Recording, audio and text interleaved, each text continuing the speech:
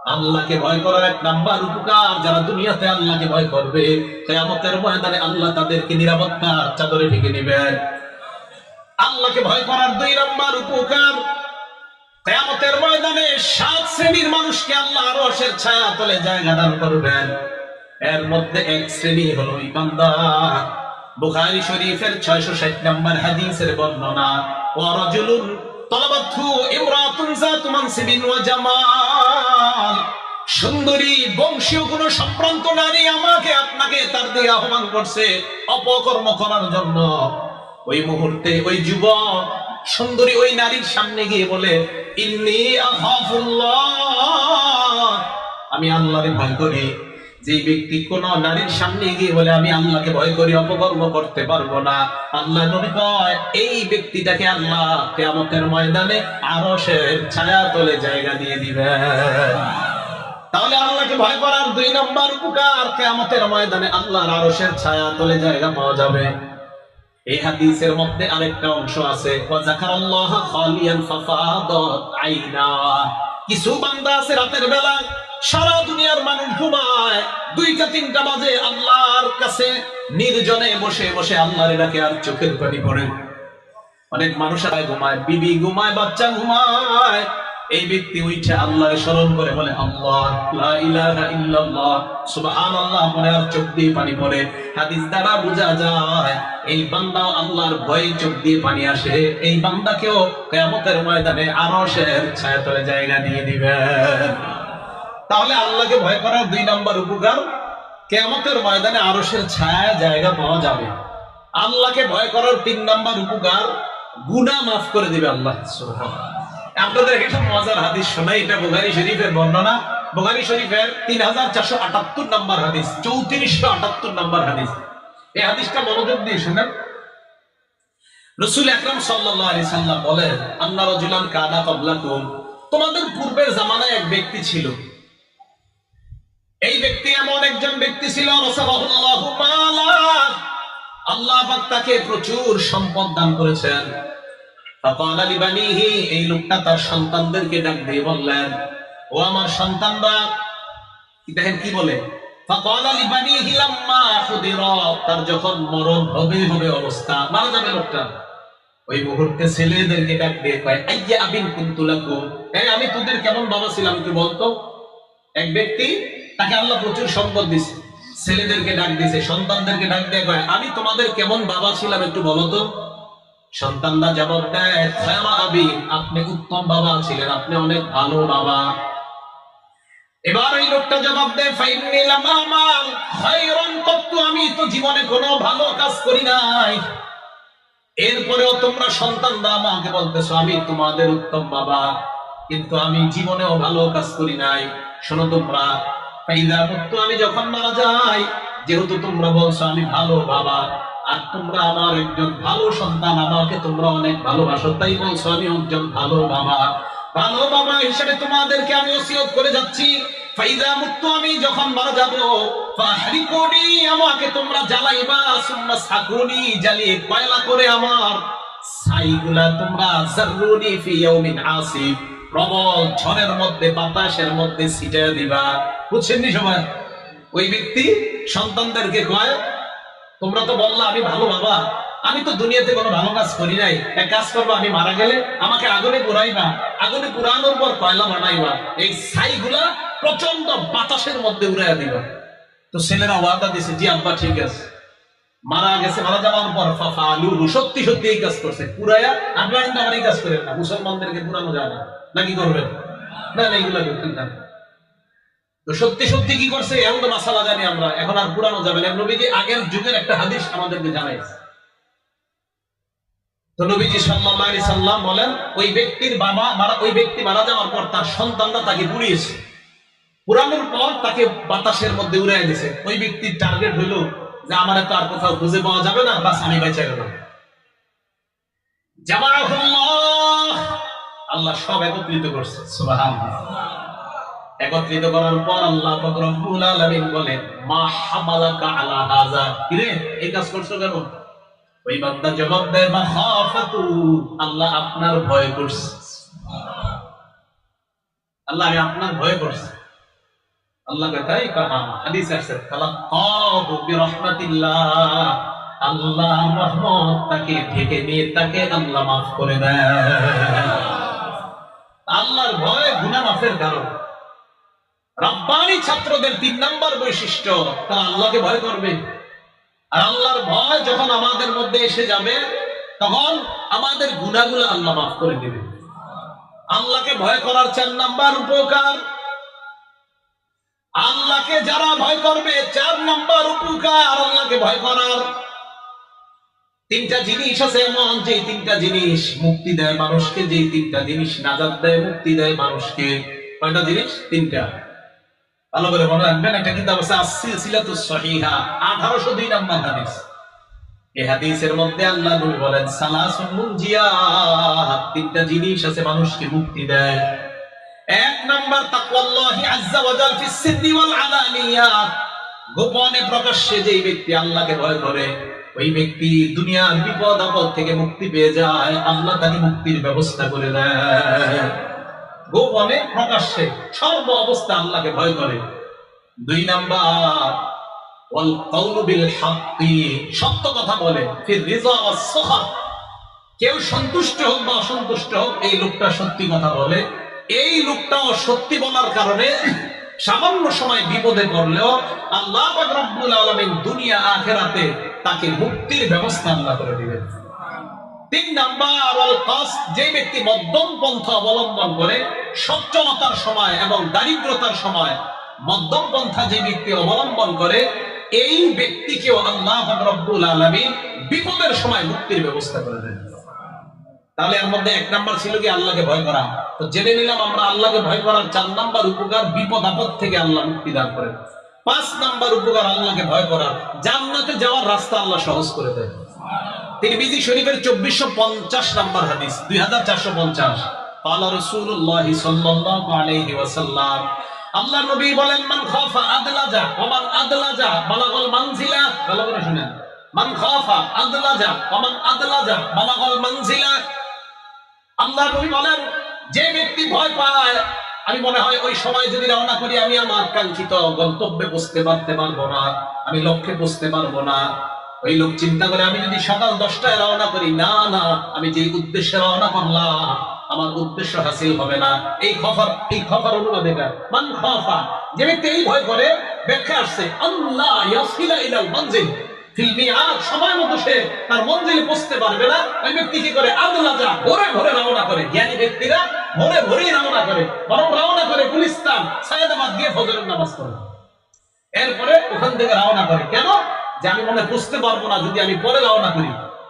এখন দেখেন নবীজি কি বলে, ওমান আদলাজা বালাগাল মানজিলা, আর যে ব্যক্তি ভোরে ভোরে রওনা করে ওই ব্যক্তি তার কাঙ্ক্ষিত গন্তব্যে পৌঁছে যায়। এই হাদিস থেকে একটা শিক্ষা আমাদের, আমরা কোথাও রওনা করলে ভোরে ভোরে রওনা করা, সুবহানাল্লাহ, তাহলে সুন্দরভাবে পৌঁছা যায়। আমি কিন্তু আপনার সাধারণত এত আপনারা বিভিন্ন সফরে নেন দিকে অন্য সময় রওনা করতে হয়, সাধারণত বাড়িতে বা আমার কোনো কাজে আমি রওনা করলে রাত 2টা-3টা বাজে আলহামদুলিল্লাহ আমার ওই গন্তব্যে আমি রওনা করি, একদম চুপে চুপে জ্যাম মুক্ত ভাবে, কেউ না জানে আর সহজে গন্তব্যে পৌঁছে যায়। আর হুজুরা জ্যামে বসে জিজ্ঞেস করে আপনি না, আমি তো জ্যাম মুক্ত ভাবে এসে বলছি। আরে কখন গেলেন? আমি তো ভাই ভোরে ভোরে চলে আসছি। গেলেন, হাদিসে আসছে ভোরে ভোরে রওনা করার কথা, তাই আগে আগে চলে আসছে, পরে আপনার রওনা করলেন, জেনে বুঝে না গেলেন। হাদিসে আসছে নবী সাল্লাল্লাহু আলাইহি ওয়াসাল্লাম যেই ব্যক্তি গন্তব্যে পৌঁছার আশঙ্কা করে সে তাড়াতাড়ি রওনা করে। যাই হোক, এবার মূল কথাটা শুনেন। আল্লাহ নবী বলেন, শোনো, আলা ইন্না সিলআতাল্লাহি গালিয়া, শোনো তোমরা, আল্লাহর পণ্য এটা দামি পণ্য। আল্লাহ নবী বলেন, আলা ইন্না সিলআতাল্লাহি আল জান্নাহ, আল্লাহর পণ্যের নাম হলো জান্নাত, আর ওই জান্নাত হলো আমাদের কাঙ্ক্ষিত গন্তব্য। ওই গন্তব্যে যদি পৌঁছতে হয় তাহলে আল্লাহকে যথাযথভাবে ভয় করতে হবে। তাহলে আল্লাহকে যথাযথভাবে যদি ভয় করা যায়, জান্নাতে কাঙ্ক্ষিত গন্তব্যে পৌঁছার রাস্তা সহজ করে দেয় আল্লাহ। তাহলে আমরা জানলাম আল্লাহকে ভয় করার 5টা উপকার। এই 5টা উপকারের মধ্যে একটা হলো জান্নাতে যাওয়ার রাস্তা সহজ হয়ে যায়, বিপদ আপদ থেকে মুক্তি পাওয়া যায়, আরশের ছায়াতলে জায়গা পাওয়া যায়, কিয়ামতের ময়দানে নিরাপত্তা নামা পাওয়া যায়। রব্বানি ছাত্র যারা হবে, 3 নাম্বার বৈশিষ্ট্য আল্লাহকে ভয় করা। এক নাম্বার পরিপক্ক জ্ঞানের অধিকারী হওয়া, 2 নাম্বার আল্লাহর নবীর আদর্শ নিজের জীবনে ধারণ করা, 3 নাম্বার যে রব্বানি ছাত্রের জন্য 3 নাম্বার বৈশিষ্ট্য আল্লাহকে ভয় করা, 4 নাম্বার রব্বানি ছাত্রের বৈশিষ্ট্য সবরু ধৈর্য ধারণ করা। বলেন কি করা? ধৈর্য 3 প্রকার। বলেন ধৈর্য কয় প্রকার? 1 নাম্বার সবরু আলাল বালাই ওয়াল মুসাইব, বিপদ আপদে ধৈর্য ধারণ করা। 2 নাম্বার সবরু আলাত তাআ, আনুগত্য করতে গিয়ে ধৈর্য ধারণ করা, বিপদ আপদে ধৈর্য বুঝি। 2 নাম্বার আনুগত্য করতে গিয়ে ধৈর্য ধারণ করা। নামাজে আপনি দাঁড়াইলেন, ইবলিস বারবার আপনাকে ধোঁকা দিতে চায়, আপনি ধৈর্যের সাথে ইবলিসের মোকাবেলা করা। এই যে আনুগত্যে ধৈর্য, আনুগত্যে ধৈর্য। ওয়াজে এখন বসে আছেন আপনারা, মাঝখানের 2-1 জন ইবলিস কয় আরে আর কত গরম লাগতেছে ওডেনতে, শেষে একজন আল্লাহ আল্লাহ পীর সাহেব আসবেন। তো এখন আব্দুল হাফিজ সাহেব হুজুর আসবেন, তো হুজুর এসব মুনাজাত করবে, কথা বলবে দামি দামি কথা। এখন আপনাদেরকে এই দামি কথা না শোনায় ইবলিস মাঝখানে 2 জনে বলতেছে এই ওঠ ওঠ। তাহলে এই যে বৈশাখের ধৈর্যের প্রয়োজন আছে না নাই? হ্যাঁ, এটা আনুগত্যের ধৈর্য। 2 নাম্বার সবরু আলাত তাআ, আনুগত্য ধৈর্যশীল হওয়া। 3 নাম্বার সবরু আলাল মাসিয়া অথবা সবরু আলাল ইজতিনাবি আনিল মাসিয়া, গুনাহ থেকে বেঁচে থাকার জন্য ধৈর্য ধারণ করা। গুনাহ থেকে বাঁচানোর কিন্তু বহুত ধৈর্যের প্রয়োজন। ইবলিস বারবার আরে একটু দেখ, আরে একটু দেখ, সাইফুল্লাহ আমি সব বয়ান করছে তো কি হইছে, নাটক সিনেমা না দেখতে হইছে, আজকে শেষ দেখ, হুজুরে কালকে গিয়ে কবি হুজুর শেষবারের মতো গতকালকে দেখ, এইভাবে আপনাকে দেখাইতে যাবে। তখন আপনি বলবেন না না না, ইবলিসকে বলবেন না দেখবো না। এই গুনাহ থেকে বাঁচার জন্য ধৈর্যের প্রয়োজন আছে না নাই? এই হলো 3টা ধৈর্য, 3 প্রকার। 1 নাম্বার বিপদে ধৈর্য ধারণ করা, 2 আনুগত্য করার ক্ষেত্রে ধৈর্য ধারণ করা, 3 নাম্বার গুনাহ থেকে বাঁচার জন্য ধৈর্য ধারণ করা। তো বলতেছিলাম রব্বানি ছাত্র যারা হবে তাদের 4র্থ বৈশিষ্ট্য ধৈর্য ধারণ করা। এখন এই মাদ্রাসার ছাত্রদেরকে আমি বিশেষভাবে জিজ্ঞাসা করব, এই মাদ্রাসায় যারা পড়বো ইনশাআল্লাহ আমাদের কাঙ্ক্ষিত গন্তব্যে পৌঁছার জন্য ধৈর্যের প্রয়োজন আছে না নাই? তো বাস রব্বানি ছাত্র, জামিয়া রব্বানিয়ার ছাত্ররা যদি রব্বানি আল্লাহ ওয়ালা হতে চায় 4র্থ বৈশিষ্ট্য অর্জন করতে হবে, ধৈর্যের সাথে পড়াশোনা করে কাঙ্ক্ষিত গন্তব্যে পৌঁছতে হবে। তাহলে 4 নাম্বার ধৈর্য ধারণ করা। সূরা আনকাবুতের 2 নাম্বার আয়াতে আল্লাহ বলেন আহাসিবান নাস আইয়ুতরাকু আইয়াকুলু আমান্না ওয়া হুম লা ইফতানুন, মানুষ কি মনে করেছে, মানুষ বলবে আল্লাহ আমি ঈমান এনেছি, বাস তারে আমি মুক্তি দিয়ে দিলাম। ওয়া হুম লা ইফতানুন, আর ঈমানদারকে পরীক্ষা করা হবে না। মানুষ কি এমনটা মনে করে? ঈমান আনছো তো পরীক্ষার জন্য তুমি প্রস্তুত হয়ে যাও। ঈমান যারা আনছি পরীক্ষা দিতেই হবে, পরীক্ষার মধ্যে পড়তেই হবে। তা আল্লাহ বলেন আহাসিবান নাস, মানুষকে মনে করে আইয়ুতরাকু, তাকে এমনি ছেড়ে দেওয়া হবে, আইয়াকুলু আমান্না, যে আমি আল্লাহ তোমার উপর ঈমান আনলাম, এই কথা বলার কারণে তাকে ছেড়ে দেওয়া হবে। ওয়া হুম লা ইফতানুন, আর তার পরীক্ষা নেওয়া হবে না। মানুষকে এমনটা মনে করে না? তাহলে বলেন আপনাদের থেকে আমি শুনতে চাই, ঈমান আনছি তো পরীক্ষার সম্মুখীন হতে তৈরি আছি তো সবাই? হতেই হবে পরীক্ষা। তাহলে ঈমান আনছি, মুমিন তো আমরা পরীক্ষার সম্মুখীন হতেই হবে। আল্লাহ আমাদের সকলকে প্রস্তুত থাকার তৌফিক দান করুন। বুখারী শরীফের একটা বর্ণনা, 5652 নাম্বার হাদিস, আব্দুল্লাহ ইবনে আব্বাস রাদিয়াল্লাহু তাআলা আনহু এক ব্যক্তিকে বলেন আলা উরিকা ইমরাতাম মিন আহলিল জান্নাহ, এই আমি কি তোমাকে জান্নাতি একজন নারী দেখায় দিব না? মন দিয়ে শুনেন, হাযিহিল মারআতুস সাওদা, এই কালো নারীটা জান্নাতি। সুবহানাল্লাহ, এই কালো নারীটা জান্নাতি। এমনি বলছে এই কালো নারীটা জান্নাতি। আতাতিন নবী সাল্লাল্লাহু আলাইহি ওয়াসাল্লাম, এই কালো নারীটা আল্লাহর নবীর কাছে আসছে। আসার পর কয় ইয়া রাসূলুল্লাহ ইন্নী উসরাউ ওয়া আতাকাশশাফু, ইয়া রাসূলুল্লাহ আমার মাঝে মাঝে মৃগী রোগ হয়। মৃগী রোগ ছিলেন না তো? মৃগী রোগের কারণে আমার শরীরের সতর করে যায়। ইয়া রাসূলুল্লাহ ফাদউল্লাহ লি, আপনি আল্লাহর কাছে আমার জন্য দোয়া করেন। আল্লাহ নবী তাকে 2টা অপশন দিলেন। 1 নাম্বার আল্লাহ নবী বললেন আমি তোমার কাছে 2টা অপশন রাখতেছি। 1 নাম্বার, যদি তুমি ধৈর্য ধারণ করো, দেখেন কি কয়, যদি তুমি ধৈর্য ধারণ করো, ইন সাবারতি লাকির জান্নাত, এই অসুস্থতায় যদি তুমি ধৈর্য ধারণ করো তোমার ঠিকানা মরার সাথে সাথে জান্নাত। আরেকটা অপশন হলো দাউতুল্লাহ, আমি আল্লাহর কাছে তোমার জন্য দোয়া করি আইয়ু আফিয়াকি, আল্লাহ যেন তোমাকে সুস্থ করে দেয়, এই দোয়া করি। ওই মহিলা কয় ইয়া রাসূলুল্লাহ আমি অসুস্থতা চাই না, এই অসুস্থতা নিয়ে আমি ধৈর্য ধারণ করে আল্লাহর জান্নাতি হতে চাই। হুজুর আমি জান্নাতি হতে চাই। আমি চিন্তা করি মাঝে মাঝে এরা কেমন ধৈর্যশীল ছিল। হুজুর আমি মনে পারতাম না। চিন্তা করেন আপনি, নারী বলতেছে না মেয়ের কত বড় ভয়ঙ্কর রূপ। হয় না হুজুর আমি তাহলে আমি জান্নাতে যাবো, আমি ধৈর্য ধারণ করি। কি আজীব কথা, আমি জান্নাতে যাবো হুজুর, আমি ধৈর্য ধারণ করতে রাজি আছি।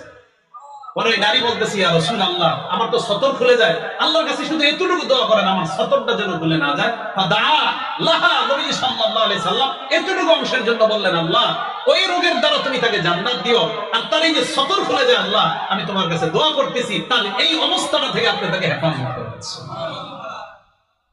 নারীকে নবী অপশন দিলেন তুমি এই অসুস্থতায় ধৈর্য ধারণ করলে নাকি জান্নাত যাবো। আমি অবাক হয়ে গেলাম, ওই নারী কয় হুজুর আমি ধৈর্য ধারণ করবো, আমি জান্নাত চাই। তাহলে ধৈর্য ধারণ করলে জান্নাত পাওয়া যায়। রব্বানী ছাত্র যারা হবে তাদের চতুর্থ বৈশিষ্ট্য তারা ধৈর্যশীল হবে। তারা কি হবে?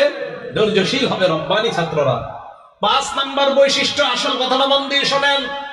রব্বানী ছাত্র যারা হবে আল আমালু বিল ইলমি, যা জানছে ওই জানা অনুযায়ী আমল করবে তারাই হবে প্রকৃত আল্লাহওয়ালা ছাত্র। এই মাদ্রাসায় যা জানলাম, এই যে আজকে ওয়াজে আসলেন যা জানলেন, জানার পর আমল করা। যেমন আজকে আপনাদেরকে আমি অনেক কিছু শিখাইলাম, এর মধ্যে একটা শিখাইলাম নবী একটা দস্তরখান বিশেষ, এই দস্তরখানের মধ্যে খাবার, এই দস্তরখানটা কোথায়? জান্নাতের খাবার। জান্নাতটা হলো ঘর। নবী দাওয়াত দিছে আমাদেরকে, নবী নাই, নবীর ওয়ারিস আলেমরা দাওয়াত দিতেছে। দাওয়াতে যারা সাড়া দিবেন তাহলে ওই দস্তরখানের খাবার খেতে পারবেন। শেষে ব্যাখ্যা দিয়ে দিছে যারা এই ডাকে সাড়া দিবে তারাই মূলত নবীর অনুসারী হবে, তারা আল্লাহর অনুসারী হবে। যারা ডাকে সাড়া দিবে না তারা নবীর নাফরমান হবে, তারা আল্লাহর নাফরমান হবে। এই যে শিক্ষাটা আমরা শিখলাম, শিখার পর এটা আমরা নিজের আমল করব। হ্যাঁ, ওই দস্তরখানের খাবার আমি খেতে চাই, আমরা খেতে চাই, এই জন্য নবীর প্রকৃতি অনুসরণ করতে হবে। এই শিক্ষা আমরা জানলাম। আল্লাহ আমাদেরকে আমল করার তৌফিক দান করেন। 5 নাম্বার আল আমালু বিল ইলমি, যা জানলাম ওই অনুযায়ী আমল করবে আল্লাহওয়ালা ছাত্রের, এটা 5 নাম্বার বৈশিষ্ট্য। এই ব্যাপারে আপনাদেরকে একটা হাদিস শোনাই, তিরমিজি শরীফের 2417 নম্বর হাদিস। ক্বালা রাসূলুল্লাহ সাল্লাল্লাহু আলাইহি ওয়াসাল্লাম, আল্লাহ নবী বলেন লা তাজুলু কদামা আবদিন হাত্তা ইসআলা আন উমরিহি ফিমা আফনা ওয়া আন ইলমিহি ফিমা ফাআলা ওয়া আন মালিহি মিন আইনা ইকতাসাবা ফিমা আনফাকা ওয়া আন জিসমিহি ফিমা আবলা। 4টা প্রশ্নের উত্তর না দেওয়ার আগে আদম সন্তানের 2 পা সামনে নড়বে না। কিয়ামতের ময়দানে আদম সন্তান কোন বান্দার 2 পা একটু নড়বে না 4টা প্রশ্ন না দেওয়া ছাড়া। 1 নাম্বার আন উমরিহি ফিমা আফনা, জীবন সম্পর্কে জিজ্ঞাসা করা হবে, জীবন কোন কাজে ব্যয় করেছো। 2 নাম্বার আন ইলমিহি ফিমা ফাআলা, ইলম সম্পর্কে জিজ্ঞাসা করা হবে, ইলম কি কাজে লাগাইছো। 3 নাম্বার জিজ্ঞাসা করা হবে ওয়ান মালিহি মিন আইনা ইকতাসাবা ফিমা আনফাকা, তোমার সম্পদ কোত্থেকে কামাই করেছো, কোথায় খরচ করেছো। হালাল পথে কামাই করেছো, হালাল খাতে ব্যয় করেছো কিনা, হালাল পথে কামাই করেছো কিনা, হালাল পথে উপার্জন করেছো কিনা, হালাল খাতে ব্যয় করেছো কিনা, প্রশ্ন হবে 3 নাম্বার। 4 নাম্বার ওয়ান জিসমিহি ফিমা আবলা, শরীর সম্পর্কে জিজ্ঞাসা করা হবে, এই শরীর কোথায় ধ্বংস করেছো। রাতে দরজা লাগিয়ে মা বাবার আড়ালে তুমি তোমার জীবনের যৌবনের উপর কোন অত্যাচার চালিয়েছো কিনা, কিয়ামতের ময়দানে আল্লাহর কাছে জবাবদিহিতা করতে হবে। আর জিসমিহি ফিমা আবলা, জীবন শরীর ধ্বংস করেছে কিনা কোন সন্তান, এটার জবাবদিহিতা আল্লাহর কাছে করতে হবে। তাহলে 2 নাম্বার ইলম, এলেমর প্রশ্ন করা হবে, এই এলেম অনুযায়ী আমল করছো কিনা। রব্বানী ছাত্র আল্লাহওয়ালা ছাত্রের 5 নাম্বার বৈশিষ্ট্য এলেম অনুযায়ী আমল করা। তাহলে আমি আবার সংক্ষেপে বলি, 1 নাম্বার আল্লাহওয়ালা ছাত্রের বৈশিষ্ট্য পরিপক্ক আলেম হওয়া, আর এটার ব্যাখ্যা দিয়েছিলাম। 2 নাম্বার বৈশিষ্ট্য নবীর সুন্নাহকে আঁকড়ে ধরা। 3 নাম্বার বৈশিষ্ট্য আল্লাহকে ভয় করা, আল্লাহরে ভয় করার 5 উপকারিতা আলোচনা করেছি। 4 নাম্বার বৈশিষ্ট্য আল্লাহওয়ালা ছাত্রের ধৈর্য ধারণ করা, এটা 3 প্রকার ব্যাখ্যা করলাম। 5 নাম্বার বৈশিষ্ট্য যে আল্লাহওয়ালা ছাত্র হবে তার 5ম বৈশিষ্ট্য হলো ইলম অনুযায়ী আমল করা। এই 5 বৈশিষ্ট্যে গুণান্বিত হয়ে সকলকে আল্লাহ রব্বানী ছাত্র হওয়ার তৌফিক দান করেন, সকলে বলেন আমিন। এই গেল মাদ্রাসার প্রথম অংশের ওয়াজ। মাদ্রাসার নাম কি? জামিয়া রব্বানিয়া, এটা হলো প্রথম অংশ। এবার হলো দারুস সুফা, দ্বিতীয় অংশের ওয়াজ। কোন অংশ? দ্বিতীয় অংশ। এটা গেল জামিয়া রব্বানিয়ার ওয়াজ। মানে দারুস সুফা তো বাকি রয়ে গেল। সুফা মানে হলো আঙ্গিনা, চত্বর। বলেন সুফা অর্থ কি? চত্বর। দারুস সুফা এটার নাম বাকি সুফার অংশটা শোনার আগে, সুফা মানে চত্বর। আল্লাহ রাসূল সাল্লাল্লাহু আলাইহি সাল্লামের মসজিদে নববীর একটা কোণা, একটা চত্বরের মধ্যে 70-80 জন সাহাবা এরা বসে থাকতো। নবীজির থেকে ওনারা কোরআন সুন্নাহ শিক্ষা গ্রহণ করতেন, নবীজির ছাত্র ছিলেন। তারাই হলো ইসলামের ইতিহাসে প্রথম আবাসিক ছাত্র। সুবহানাল্লাহ। কি ছাত্র? আবাসিক ছাত্র।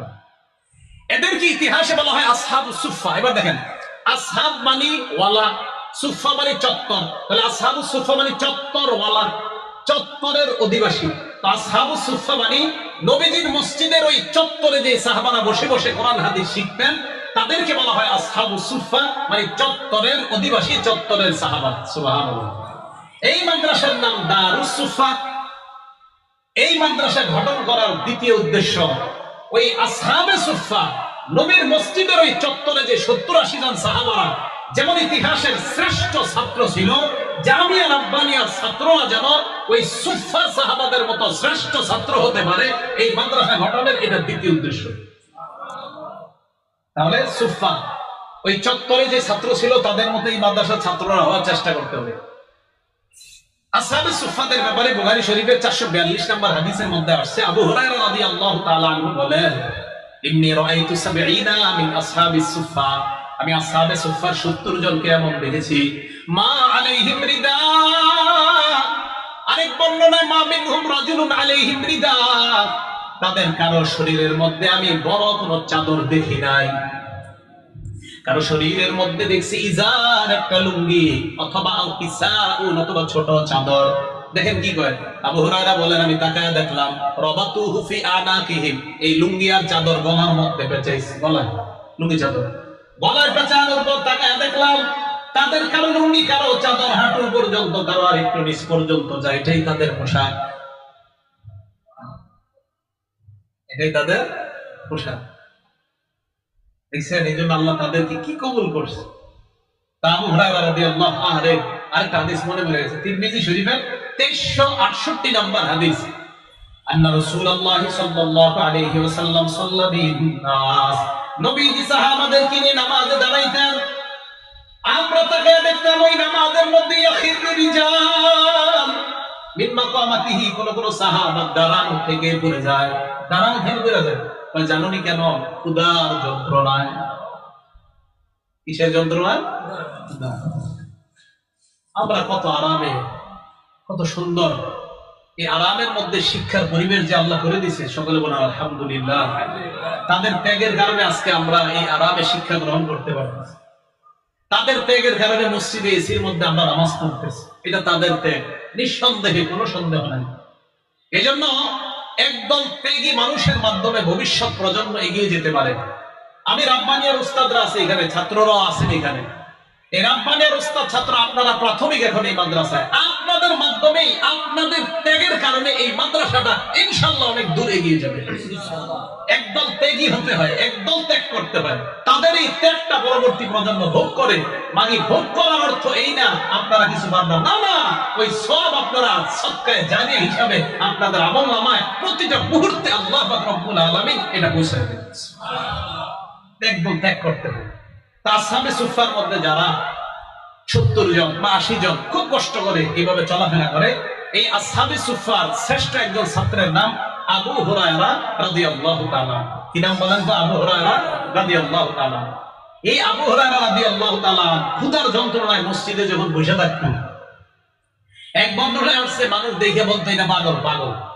মানে ক্ষুধার কারণে যে ছটফট করতো, আপনার জমিনে শুয়ে যাইতো, ছটফট করতো, কিন্তু এটা পাগল, পাগল। আপনি চিন্তা করেন, নামাজে দাঁড়ায় রয়েছে, নামাজ থেকে পড়ে যাওয়া ক্ষুধার কারণে, কত ক্ষুধা। তো তাদের একজন ছাত্র, শ্রেষ্ঠ ছাত্রের নাম আবু হুরায়রা, মসজিদে বসে দিছে। নবীজি সামনে আসলেন, আসার পর আবু হুরায়রা কি ব্যাপার? আবু হুরায়রা রাদিয়াল্লাহু তাআলা আন জবাব দেয়, ইয়া রাসূলুল্লাহ সামি'তু মিনকা হাদিসান কাসীরা ফানসা। বুখারী শরীফের 119 নম্বর হাদিস। ইয়া রাসূলুল্লাহ, আমি আপনার কাছ থেকে অনেক হাদিস শুনি, কিন্তু হাদিসগুলো আমি মুখস্থ রাখতে পারি না, মনে রাখতে পারি না। আল্লাহর নবী কয়, তাই নাকি? নবী বলে, আবু হুরায়রা তুমি তোমার চাদরটা বিছায় দাও।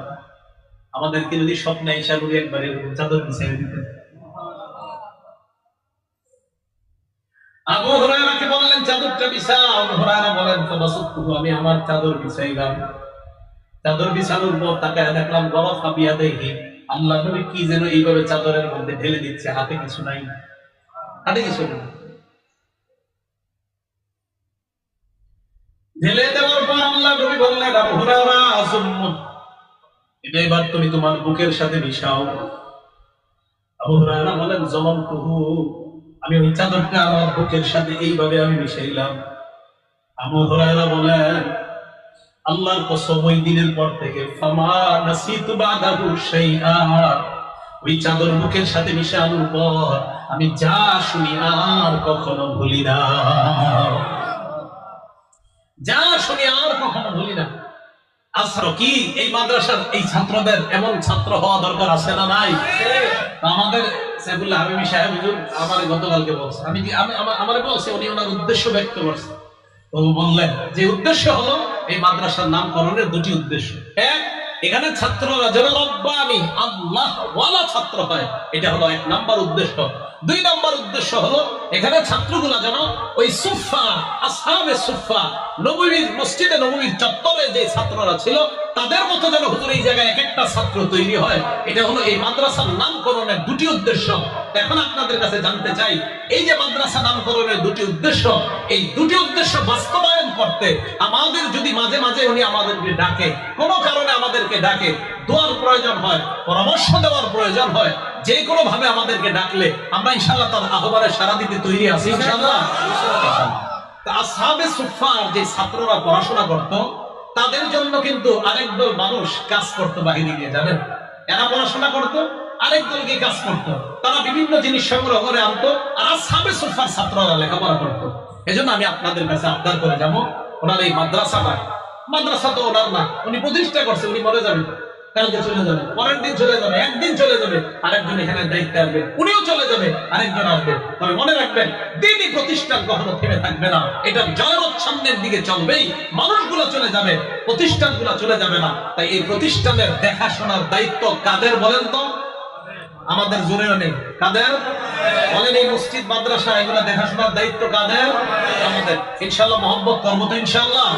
তাহলে জামিয়া রব্বানিয়া আল্লাহ ওয়ালা ছাত্র হবে এখানে, আর আসহাবে সুফফার মতো ছাত্র যেন এখান থেকে তৈরি হয়, এই চেষ্টা, এই প্রচেষ্টা মাদ্রাসা উস্তাদ ছাত্ররা যেন করতে পারে, আমরা এলাকাবাসীরা যেন দোয়া করতে পারি, আল্লাহ আমাদেরকে তৌফিক দান করেন। শেষ কথা, এই মাদ্রাসার ছাত্র উস্তাদ যারা, আমরা একটা কথা মনে রাখবো, মাদ্রাসায় আমরা যে সমস্ত ছাত্ররা পড়াশোনা করব, আলেম হব, এখান থেকে আমরা হাফেজ হব, কারি হব, আমাদের মধ্যে যেন কখনো রিয়া কাজ না করে, লৌকিকতা কাজ না করে, মানুষকে দেখানো কাজ না করে, বরং আল্লাহকে খুশি করা এই কাজ যেন করে। বলেন তো আমাদের পড়াশোনার উদ্দেশ্য কাকে খুশি করা? তিরমিজি শরীফের 2383 নম্বর হাদিস। এই হাদিসের মধ্যে রাসূল আকরাম সাল্লাল্লাহু আলাইহি সাল্লাম সাহাবাদেরকে বললেন, তাআওয়াযু বিল্লাহি মিন হুব্বিল হুজন, তোমরা হুব্বুল হুজুন থেকে বাঁচো, তোমরা হুব্বুল হুজুন থেকে আল্লাহর কাছে পানাহ চাও। বলেন হুব্বুল হুজুন, বলেন আবার বলেন হুব্বুল হুজুন। সাহাবাদেরকে নবীজি বললেন তোমরা হুব্বুল হুজুন থেকে আল্লাহর কাছে পানাহ চাও। সাহাবারা বললেন ওয়া মা হুব্বুল হুজনি ইয়া রাসূলুল্লাহ, হুজুর হুব্বুল হুজুন কি, এটা আপনার কাছে জানতে চাই। আল্লাহ নবী কয় হুব্বুল হুজুন ওয়াদিন ফি জাহান্নাম, জাহান্নামের একটা এলাকার নাম। তাতাআওয়াযু মিনহু জাহান্নাম কুল্লা ইয়াউমিন মিআতা মাররা, জাহান্নাম ওই এলাকা থেকে 2 দিন আল্লাহর কাছে 100 বার পানাহ চায়। হুব্বুল হুজুন জাহান্নামের একটা এলাকার নাম, জাহান্নামের এলাকা, জাহান্নাম আল্লাহর কাছে 100 বার পানাহ চায়। আল্লাহ ওই হুব্বুল হুজুন থেকে আমি পানাহ চাই, আমি পানাহ চাই, ওর এলাকা থেকে ও পানাহ চায় আল্লাহর কাছে। সাহাবারা প্রশ্ন করলেন ওমাইয়াদখুলুহু ইয়া রাসূলুল্লাহ, এই জাহান্নামের মধ্যে কারা প্রবেশ করবে? নবী জবাব দিলেন আল কুররা আল মুরাউনা বিআমালিহিম, কারি সাহেবরা, হাফেজরা, আলেমরা, যারা দেখানোর জন্য আমল করে, তারা এখানে প্রবেশ করবে হুব্বুল হুজুর নামক জাহান্নামে, হুব্বুল হুজুর নামক এলাকায়। তাহলে হুব্বুল হুজুরে যেন আমাদের প্রবেশ করতে না হয়, রিয়া মুক্ত আমল যেন আমরা করতে পারি, আল্লাহ তৌফিক দান করেন। তাহলে রব্বানি ছাত্র, রব্বানি আলেম হওয়ার গুণ কয়টা বললাম বলেন তো? 5টা। ভুলে গেছে সময়। রব্বানি ছাত্র হওয়ার গুণ কয়টা? 5টা। এক নাম্বার পরিপক্ক আলেম হওয়া, 2 নাম্বার নবীজির সুন্নতকে অনুসরণ করা, আঁকড়ে ধরা, 3 নাম্বার আল্লাহকে ভয় করা, 4 নাম্বার ধৈর্য ধারণ করা, 5 নাম্বার ইলম অনুযায়ী আমল করা। ইলম অনুযায়ী কি করা? আমল করা। এটা হলো জামিয়া রব্বানিয়া কায়েম করার উদ্দেশ্য। দ্বিতীয় দারুস সুফা। দারুস সুফা, এই মাদ্রাসার নাম দারুস সুফা রাখার উদ্দেশ্য আসহাবে সুফা তথা মুহাম্মদ সাল্লাল্লাহু আলাইহি ওয়াসাল্লামের মসজিদে নববীর আবাসিক যে মাদ্রাসার ছাত্ররা ছিল, এদের মতো যেন এই মাদ্রাসার ছাত্র গড়ে উঠতে পারে, এই লক্ষ্যে এই মাদ্রাসার নামটি এত সুন্দর রাখা হয়েছে। আমরা আল্লাহর কাছে দোয়া করব এই মাদ্রাসাটা যেন আল্লাহ কবুল করে নেয়, মাদ্রাসার আসাতিজা, মাদ্রাসার তুল্লাব সকলকে যেন আল্লাহ কবুল করে নেয়। সর্বশেষ আবেদন, আব্দুল হাফিজ সাহেব হুজুর, পীর সাহেব হুজুর, শেখুল হাদিস আল্লামা আব্দুল হাফিজ সাহেব হুজুর আসবে, আসার পর আপনাদের সামনে কথা বলবে, আমরা কেউ উঠবো না। হুজুর দিলের খোরাকের জন্য যা যা প্রয়োজন ইনশাআল্লাহ আলোচনা করবে। আল্লাহ রাব্বুল আলামিন আমাদের সকলকে যা শুনলাম বললাম এই কথাগুলোর উপর যেন আমরা আমল করতে পারি, আল্লাহ তৌফিক দান করেন। আমিন ওয়া আখিরু দাওয়ানা আনিল হামদুলিল্লাহি রাব্বিল আলামিন। আমরা কেউ উঠবো না, মেহেরবানি করে আমরা কেউ উঠবো না। আল্লাহ